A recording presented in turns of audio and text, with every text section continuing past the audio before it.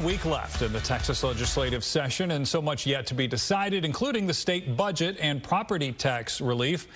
Texas Tribune's managing editor Matthew Watkins has the very latest live from Austin. Good morning to you. Good morning. So you all are tracking the progress at the Capitol. You guys have a really cool tool. It's called Is It Law Yet? It shows which bills are in the works, which are sent to Abbott, which are signed into law or vetoed or failed. So let's start with the state's $300 billion plus spending plan with a lot that is, quote, in the works. That's right. That's a bill, the one bill that the legislature must pass constitutionally every 2 years. And they're getting close, right? Both chambers have passed their versions of the bill, and it's in conference committee where they're ironing out some details.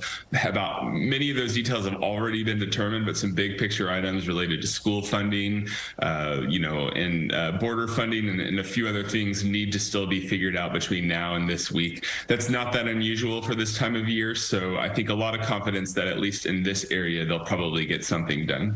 All right, so talking about spending, there's an effort to cut property taxes. Some movement there, not a lot of consensus, though?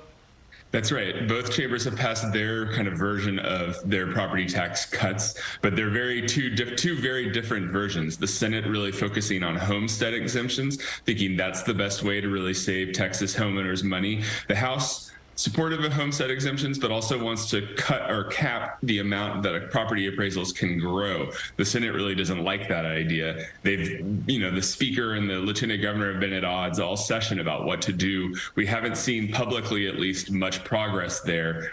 We'll see whether they can figure it out in the next few days. All right, regarding schools, you have school choice. That's been a big priority for Governor Abbott. School safety, that still carries the title in the works as well?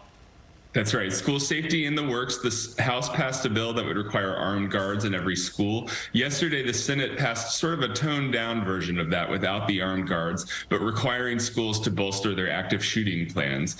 It'll be up to the House to decide now whether they want to accept those changes or want to kind of stick with that armed guard provision. They will basically decide in the next couple of days whether they want to just go with that Senate version or, open negotiations in the House. The school choice, Go ahead. Choice bill is a little bit different. Yeah. Speaking of armed guards, you've got nearly a $100 million bill to expand security on the Texas border that passed the House. So where does that stand in the Senate? That's right. That one is still pending in the Senate. They will need to vote on it in the next 2 days. Tuesday is the deadline to pass those bills. Lieutenant Governor Dan Patrick is clearly a big supporter of border security, not a hugely controversial bill among the leadership in the legislature. So, we'll see. Some bills just kind of go up close to the deadline, but still get through. So that's one of the big ones we'll be watching in the next couple of days.